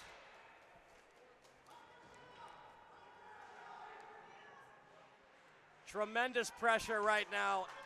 Jerry, neither team can give an inch. Yeah, both teams, again, you can see them playing hard, but also trying not to make any kind of key mistakes, give up any kind of odd man rushes. Oh! Nice opportunity there for Winnetka, but Affton able to tie him up in front of the net. Got it to the slot, now at the point. Ooh, just past the stick, trying to get it to Hankins. He'll get a line change. And now with it is Lutz. Down to 8.5 here, Kyle. Third period, tie game. You got to think both teams are thinking 30 or 40-second shifts. Yes, yeah. Yeah, running 3 lines, running them quick. Make sure you're back checking.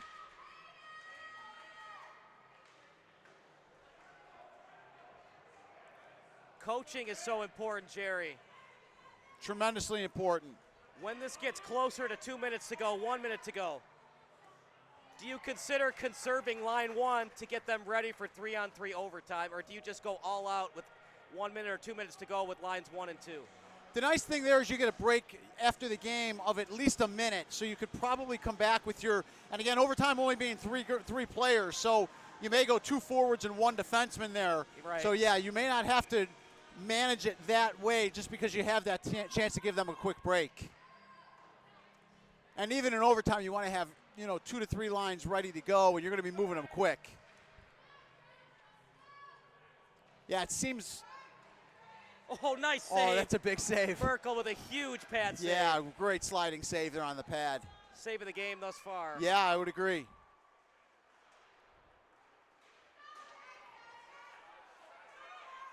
Tie score, but Winnetka has the edge in terms of shots on goal.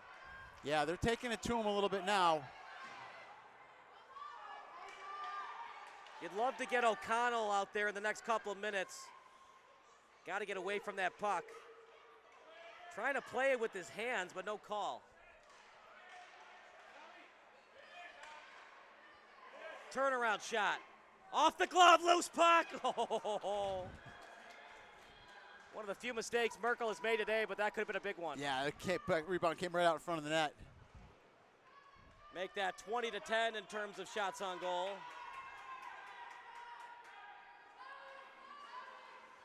At this point, it just feels like Affton's hanging on for dear life. It does. It does. Look at this move. The toe drag. And the goal!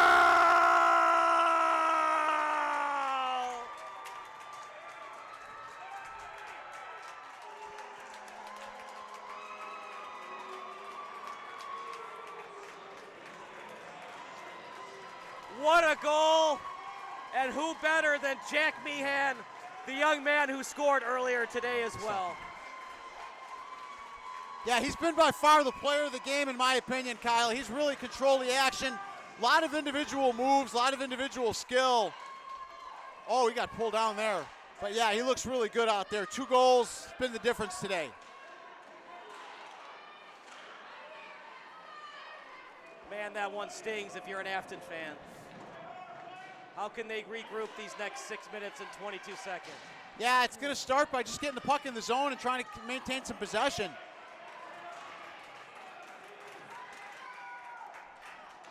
Back and forth we go. It's been close hockey since the opening faceoff. It has. Winnetka definitely taking it to him, though. Like you've been keeping track, the shots now have gone to 21 to 10. Yeah, it got all the way to 14 to 10, so that's a 7-0 unanswered shots on goal. Yeah, advantage. yeah, Winnetka definitely taking it to him here in the third period. It was 13 to 5, then 14-10, now 21-10. Right, just got to be careful not to give up an odd man rush. Wallace gets it in deep. Starr will chase. Retrieving is Delano's. Drury will pinch. Drury can't get the shot on net. Scatters over the corner. Drury still pinched in. And covering for him is Hankins. Puck still on the boards near us. Now here come the Warriors, led by Simpson. Simpson and poked away. Oh, he's got a guy wide. There it is. Well, we talked a lot about Meehan. Who for Affton are you looking for to score a goal to tie this one up? Wow, that's a tough call there because they haven't shown a lot of offensive promise with only 10 shots on goal. Seems like Strobel would be their go-to guy. Yeah, that's a good call. Yeah, he's been aggressive. He's played well. That's out. That's offsides. Got to know where you are. That's why having your head up is so important. Yeah, that's a tough play right there. He was straddling the blue line and wasn't able to keep it in.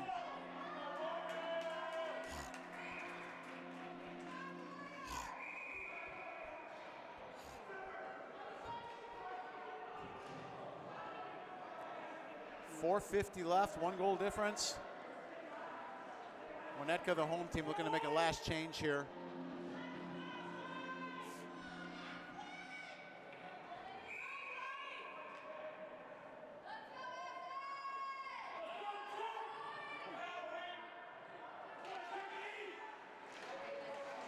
Another face-off win for Winnetka. It's really been their period thus far.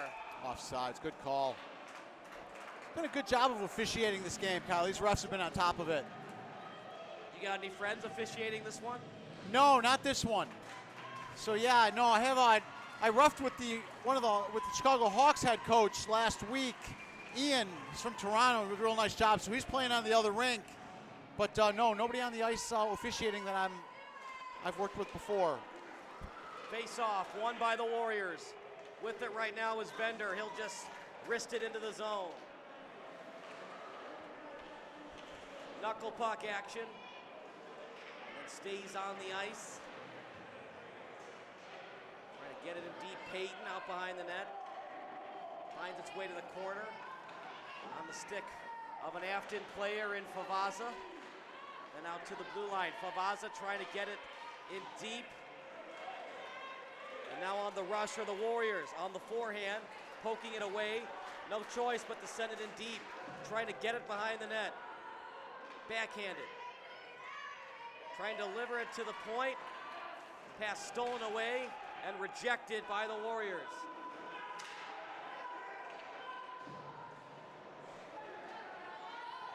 Honestly, I don't think we've seen a shot on goal for the Affton Americans this period. Off the glove, chance!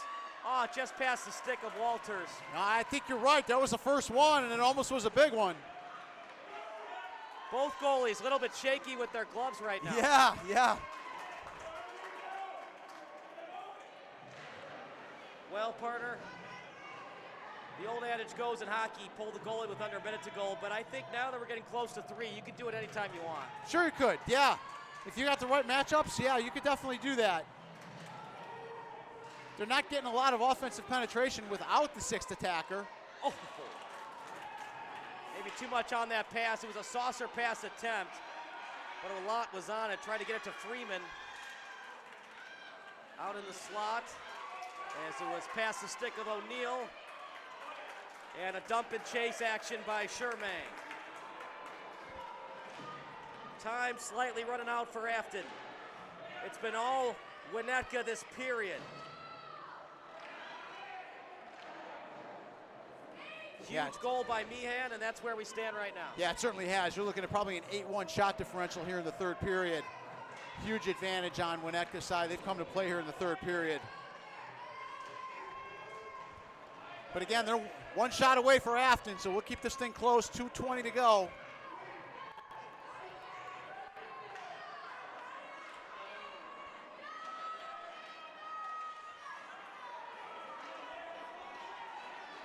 Sending it in deep is Walters.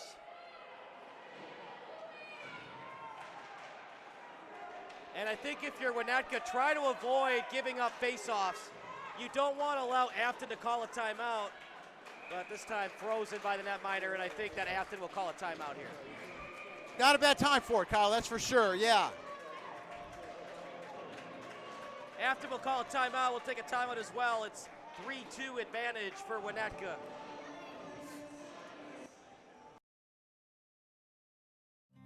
Home is more than a place. It's full of the people and moments that matter most. Providing for loved ones, expanding your horizons, or simply living the life you love. With all you have to protect, choose insurance you can count on, so you can experience more of what you live for. Country Financial. Experience more.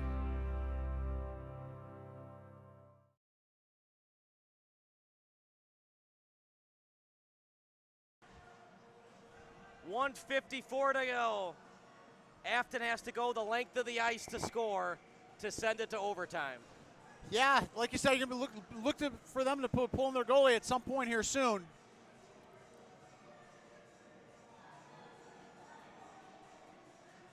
Face off deep in the Affton end, 1:54 to go. If they're able to spring a guy around the blue line center ice, look for a breakaway opportunity here. There might be an opportunity as well. Win the draw and then send a man long. Something along those far boards.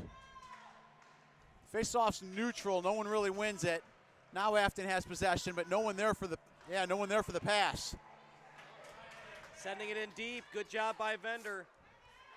If you're Winnetka, don't get cute with it. Just get that puck in deep. Yeah, just keep penetrating the zone. Keep shooting it in. Time running out. Puck still loose. Winnetka might not be the most talented team, but they're definitely the most conditioned. This is impressive. Yeah, they've dominated this period. Affton looks a little gassed right now.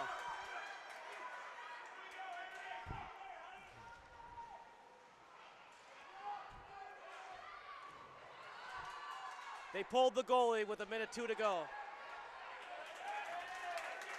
Now over past the center line. O'Connell falling to the ice. Affton doesn't like the call. Jerry, what say you? I think that was the right call. Yeah, I do like that one.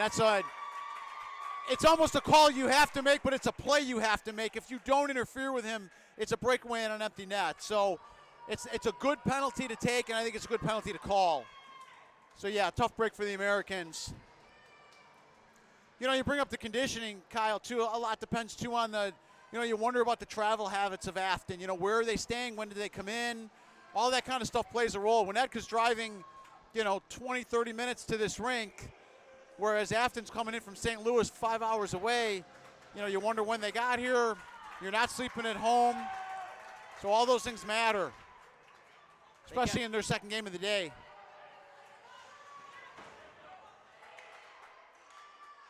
Shot just over the glove of Merkel. Run into by his own man. Wide open. Oh, just a little bit wide. Another try. Merkel falls on it. And it's not over yet, but it's pretty darn close. It's real close, yeah. I'm watching this Affton kid try to get off the ice. He got hurt, but he got run into by his own man. Talk about a hockey player. That's tough right now. Yeah, hopefully he's okay. Yeah, they collided right along the boards with his own player. So, like you said, 26 seconds left, a man down, and you're losing by a goal, face off in your own end. So, yeah, things are tough for Affton.